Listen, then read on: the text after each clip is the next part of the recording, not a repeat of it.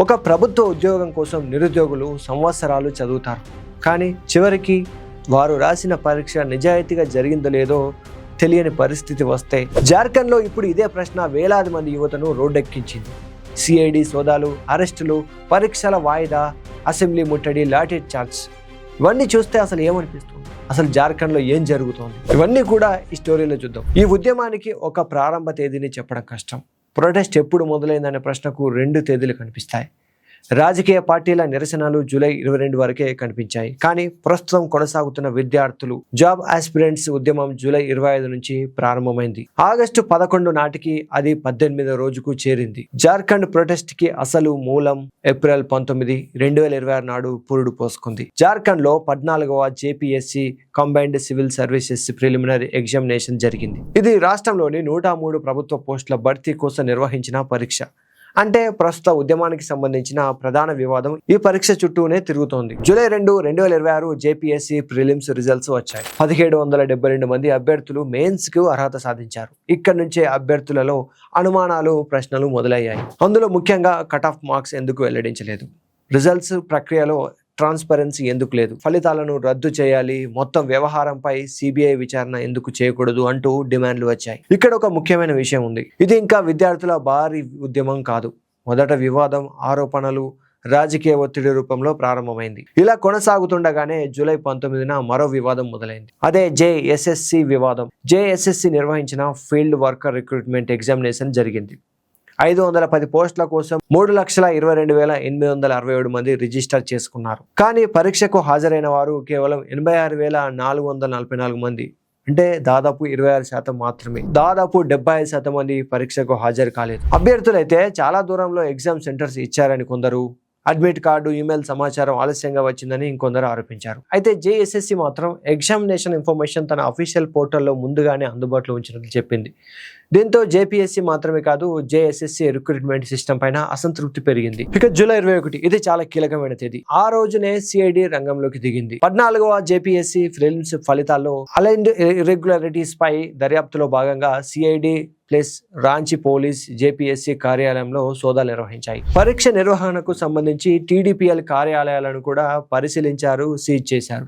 ఇక్కడి నుంచి విషయం విద్యార్థుల ఆరోపణలు స్థాయి నుంచి అధికారిక దర్యాప్తు స్థాయికి వెళ్ళింది. ఇక జూలై 22 బిగ్ టర్నింగ్ పాయింట్. ఈ రోజు 3 కీలక సంఘటనలు జరిగాయి. సిఐడి 5 మందిని అరెస్ట్ చేసింది. JPSC deputy controller of examination Shweta Kumari Gupta, TDPL director Ranveer Singh సహా 5గురిని సిఐడి అరెస్ట్ చేసింది. ఈ అరెస్టులు ఈ దర్యాప్తులో సేకరించిన వివరాల ఆధారంగా జరిగాయని సిఐడి తెలిపింది. ఇక రెండవది జేపీఎస్సీ మెయిన్స్ వాయిదా. జూలై 25, 27 తేదీలో జరగాల్సిన సివిల్ సర్వీస్ మెయిన్స్ పరీక్షను జేపీఎస్సీ వాయిదా వేసింది. ఇది విద్యార్థుల ఆగ్రహాన్ని మరింత పెంచింది. ఇక ఈ విషయంపై బీజేవైఎం కార్యకర్తలు జేపీఎస్సీ కార్యాలయం వైపు మార్చ్ చేశారు. ఇక్కడ వారి ప్రధాన డిమాండ్లు ఏంటంటే 14వ జేపీఎస్సీ ప్రిలిమ్స్ రద్దు చేయాలి, సిబిఐ ఎంక్వైరీ చేయాలని. కానీ ఇది పొలిటికల్ ప్రొటెస్ట్ గానే మిగిలిపోయింది. జూలై 24న స్టూడెంట్స్ ఈ ప్రొటెస్ట్ లో మరింత కనిపించడం మొదలుపెట్టారు. ఈ జేఎస్ఎస్సి పై నిరసనలు అయితే జరిగాయి. ఈ సమయంలో ఇష్యూస్ క్రమంగా పొలిటికల్ పార్టీస్ నుంచి స్టూడెంట్, జాబ్ ఆస్పిరెంట్ మూవ్మెంట్ గా విస్తరించింది. ఇక జూలై 25న ప్రస్తుత విద్యార్థుల ఉద్యమానికి కీలక ప్రారంభ తేదీగా చెప్పుకోవచ్చు. అంటే జూలై 25, ఆగస్టు 11 వరకు ఇప్పటికీ 18 రోజుల పాటు ఈ ఉద్యమం కొనసాగుతూ వస్తుంది. జూలై 25న ప్రారంభమైన ఈ విద్యార్థుల ఉద్యమం కేవలం కొన్ని రోజుల్లోనే రాష్ట్ర వ్యాప్తంగా రాజకీయ అంశంగా మారింది. జూలై 29న వేలాది మంది విద్యార్థులు భారీ మార్చ్ అయితే నిర్వహించారు. ఇది ఉద్యమంలో మరో పెద్ద టర్నింగ్ పాయింట్ గా చెప్పుకోవచ్చు. వివిధ ప్రాంతాల నుంచి విద్యార్థులు రాంచీకి చేరుకున్నారు. జాయింట్ స్టూడెంట్స్ ఫ్రంట్ ఆధ్వర్యంలో వేలాది మంది జైపాల్ సింగ్ ముందా స్టేడియం, ఆల్బర్ట్ ఎక్కా చౌక్ వరకు మార్చ్ చేశారు. ప్రొటెస్ట్ చేస్తున్న వారి చేతిలో ఉన్న నినాదాలు ఒకటే: cancel 14th JPSC PT exam, CBI investigation జరిపించాలని, రీఫార్మ్ జేపీఎస్సీ, జేడబ్ల్యూఎస్సీ ఇలాంటి నినాదాలు ఉన్నాయి. కొంతమంది హేమంత్ సోరెన్ రిజైన్ చేయాలని కూడా డిమాండ్ చేశారు. ఇక ఈ ఉద్యమంలో కీలక ఘట్టం ఆగస్టు 2, 3 ఈ తేదీలో జరిగిన హంగర్ స్ట్రైక్. విద్యార్థి నాయకుడు దేవేంద్రనాథ్ నిరాహార దీక్ష చేపట్టారు. ఈ హంగర్ స్ట్రైక్ ఉద్యమానికి మరొక ఫోకస్ పాయింట్ అయింది. ఆయన దాదాపు 9 రోజుల పాటు హంగర్ స్ట్రైక్ చేశారు. ఇలా జరుగుతుండగానే ఆగస్టు 9న జేపీఎస్సీలో మరో భారీ పరిణామం చోటు చేసుకుంది. జేపీఎస్సీ సభ్యులు అజితా భట్టాచార్య, అనిమా హన్సాడా, జమాల్ అహ్మద్ రాజీనామాలు గవర్నర్ ఆమోదించారు. ఇది విద్యార్థుల ఉద్యమం కొనసాగుతున్న సమయంలో జరిగింది. అదే సమయంలో జేపీఎస్సీ మాజీ చైర్మన్ పై కూడా దర్యాప్తు తీవ్రతరమైంది. ఇక ఆగస్టు 10 బిగ్గెస్ట్ క్లాస్ వచ్చింది. ఇది ఇప్పటి వరకు ఉద్యమంలో అత్యంత కీలకమైన రోజు. వేలాది మంది విద్యార్థులు జాబ్ ఆస్పిరెంట్స్ జార్ఖండ్ అసెంబ్లీ వైపు మార్చ్ చేశారు. వారి ప్రధాన డిమాండ్లు ఏంటంటే సిబిఐతో ఇన్వెస్టిగేషన్ చేయించాలి, రిక్రూట్మెంట్ ఎగ్జామ్ క్యాన్సిలేషన్, రీఎగ్జామినేషన్ ఇలాంటి వాటిపై పారదర్శకత ఉండాలి, జేపీఎస్సీ జేఎస్ఎస్సీ రిఫార్మ్స్ ఉండాలి, ట్రాన్స్పరెంట్ రిక్రూట్మెంట్ ఉండాలని వాళ్ళ డిమాండ్లు. అయితే ఈ డిమాండ్స్ అసెంబ్లీ దగ్గరకు చేరుకున్న సమయంలో పోలీసులు బ్యారికేడ్స్ ఏర్పాటు చేశారు. ముందుకు వెళ్లేందుకు ప్రయత్నించడంతో పరిస్థితి ఉద్రిక్తమైంది. పోలీసులు టియర్ గ్యాస్ ప్రయోగించారు, water cannons, batons, lathi charge చేశారు. ఇరువైపులా గాయాలపై రిపోర్ట్లు వచ్చాయి. అదే ఆగస్టు 10 జేపీఎస్సీ చైర్మన్ అరెస్ట్ ఇంకో పెద్ద డెవలప్మెంట్ అని చెప్పాలి.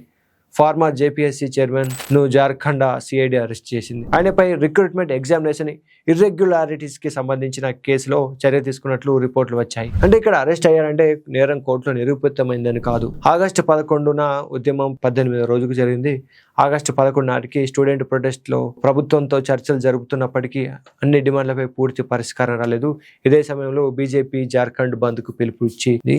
ఈ పోలీసుల చర్యకు నిరసనగా బీజేపీ ఈ పిలుపునైతే ఇచ్చింది. అంటే ఇక్కడ స్టూడెంట్ ఇష్యూని political confirmation, state wide political protest గా పరిణామం చెందిందని చెప్పవచ్చు. ఇది కేవలం ఒక పరీక్ష పేపర్ లీక్ కథ కాదు. ప్రభుత్వ ఉద్యోగాల నియామకాల్లో పారదర్శకత, పరీక్షల నిర్వహణపై నమ్మకం, ఆరోపణలపై దర్యాప్తు, పాత పరీక్షల వివాదాలు అన్ని కలిసిన పెద్ద ఉద్యమంగా మారింది. ప్రస్తుతం కనిపిస్తున్న ఉద్యమంలో students, job aspirants, student youth groups, political parties, ఇతర ఆర్గనైజేషన్స్ అందరూ వివిధ స్థాయిలో కనిపిస్తున్నారు. అందుకే దీన్ని కేవలం బీజేపీ ప్రొటెస్ట్ అని చెప్పడం ఇన్కంప్లీట్. అదే సమయంలో ఇది పూర్తిగా ఆ పొలిటికల్ స్టూడెంట్ మూమెంట్ అంటే అని చెప్పడం కూడా ఇప్పటి పరిస్థితుల్లో పూర్తిగా అక్యురేట్ కాదు. ఎందుకంటే రాజకీయ పార్టీలు ఓపెన్ గా సపోర్ట్ చేస్తున్నాయి. ఇక ఈ మొత్తం వ్యవహారాన్ని బీజేపీ రాజకీయంగా కూడా టార్గెట్ చేస్తుంది. సిబిఐ ఎంక్వైరీ కావాలని డిమాండ్ చేస్తుంది. అయితే ఇక్కడ ఒక విషయం చాలా క్లియర్ గా గుర్తుపెట్టుకోవాలి. పరీక్షలో అక్రమాలు జరిగాయన్న ఆరోపణలపై దర్యాప్తు జరుగుతుంది, అరెస్టులు జరిగాయి, సోదాలు జరిగాయి, పరీక్షలు వాయిదా పడ్డాయి. కానీ పేపర్ లీక్ పూర్తిగా రుజువైంది అని ఇప్పుడే చెప్పలేం. ఎందుకంటే తుది నిజం దర్యాప్తు, కోర్టు ప్రక్రియ తర్వాతే బయటకు రావాలి. అసలు సమస్య మాత్రం చాలా పెద్దది. ఏళ్ల తరబడి చదివి ప్రభుత్వ ఉద్యోగం కోసం ఎదురు చూస్తున్న యువతకు పరీక్షల వ్యవస్థపైన నమ్మకం పోతే ఏం చేయాలి? అందుకే జార్ఖండ్ ఉద్యమం ఇప్పుడు కేవలం ఒక పరీక్ష గురించి కాదు. ఇది యువతకు ఉద్యోగం కావాలి, కానీ అంతకంటే ముందు తమకు న్యాయమైన, పారదర్శకమైన పరీక్ష వ్యవస్థ కావాలనే పోరాటంగా మారింది. జార్ఖండ్లో ప్రశ్న కేవలం ఎవరు తప్పు చేశారనేది కాదు. ప్రభుత్వ ఉద్యోగం కోసం జీవితంలో సంవత్సరాలు పెట్టుబడి పెట్టిన ఒక యువకుడికి తన పరీక్ష నిజాయితీగా జరిగిందని నమ్మకాన్ని ఎవరిస్తారు? ఆ నమ్మకం తిరిగి వచ్చే వరకు జార్ఖండ్ ఉద్యమం ఆగుతుందా? మరి మీరేమనుకుంటున్నారు? మీ అభిప్రాయం ఏంటి? కమెంట్ చేయండి.